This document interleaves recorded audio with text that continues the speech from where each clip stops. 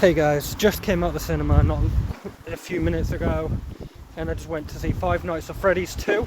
And when I say it was the most packed screening I've ever been to, that's saying something, because before the film started, people had to literally try and walk over each other to find their seats because it was that packed. Luckily, where I was sitting in my favourite seat, there was nobody sitting next to me, which I'm glad, because if I don't know you, I don't want to sit by you. No offence, that's just me. I keep to myself. But I do say though, this film is absolutely worth seeing. Absolutely enjoyed it. Different to the first one, but based after the first one. Instead of Vanessa's dad being the main villain, it was a woman called Charlotte, and she had this ability to control the machines and also has the ability to possess living people, which she does quite a bit, which was actually pretty interesting to see. And with her ability to control these machines, was able to get Abby and the little girl believing they were her friends, and got her to release them into the public, because those creatures, those robots, whatever you want to call it, the animatronics, they can't leave Five Nights at Freddy's. But without this postcode, without this number start, they need, which only someone who knows the information can give. Vanessa does get captured, so it was either she watches Abby die, or she tells her the code, which obviously, you know. But yes, this film was really, really good. And a line that cracked everybody up, when one of the machines put their hands on this prick teacher. And I will admit, if there was anyone who was going to die, you would want it to be this bell-end teacher who was just cruel and mean. So when the animatronics put their hands on his head, it's like, let's see what's in your brain. And afterwards, like I thought, nothing at all, which got everybody to laugh. Which I like how they put that little bit of humour into it. It's not the most violent of movies by any means. There's still the odd death here and there, but it's not gruesome. As I was saying, it was not the most gruesome of movies, but you still had the odd death, which was cool. A camera crew wanted to see what the original Five Nights at Freddy... Jesus Christ. Excuse that. Some Fallon driver.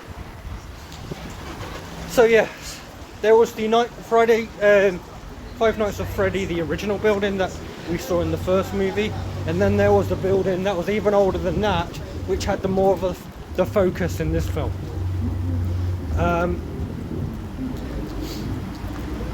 Which I thought that was pretty cool. So when this camera crew entered that building, let's just say they got more than they bargained for, and the female member got possessed, which was pretty cool to see. It was cool to see the continuous story of Vanessa and Mike, and Vanessa's backstory keeps on growing, which I thought was pretty cool.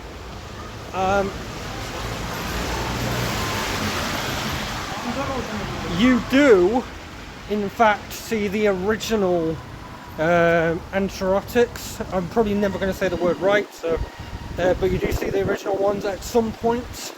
May not be for the longest period, but they make an impact, which I fucking love. And how they closed this film was an extra possession, but I'm not going to tell you who the possession was of, but it does impact the future going on, and there will be a part 3. One thing I did like, stay until the absolute end, until the lights come back on. I promise. There was a cutscene, but then while the credits were on, where you probably wouldn't think anything of it, you probably wouldn't think anything. You would probably just left, right? So this is me absolutely saying stay until the lights come on, because they do like a little Easter egg of a recording of a message to Mike on one of those tapes that you put into the machine, and it comes up with instructions and all that jazz. So I absolutely recommend, when you see this film, do not leave after the film finishes, and do not even leave when the post-credit scene finishes. To actually stay until it properly finishes, until the lights come back on. You will not regret that, and you will thank me later. Trust me on that. The final part, I will say, there will be a part 3 of Five Nights at Freddy's coming in the future, which I'm looking forward to. When you left the cinema, you were able to get this poster of the Five Nights at Freddy's. I will share it, don't you worry. I would give it a score out of 8 out of 10. I think because I like the violence and I would like to see more gore, that would have got a 9, but I swear though, everything in this film was bloody good. The story was great. How Vanessa, Mike and Abby were, and everything. And they could be a return in Five Nights at Freddy Part 3. I'm just going to say, you're going to have to wait and find out to check out that. But yes, give it a score of 8 out of 10. Definitely give it a watch when you get the opportunity. And of course, when I post all my videos, like, comment, share and subscribe, and hit the bell for future notifications. And I hope you enjoy the film when you go and see it. Peace.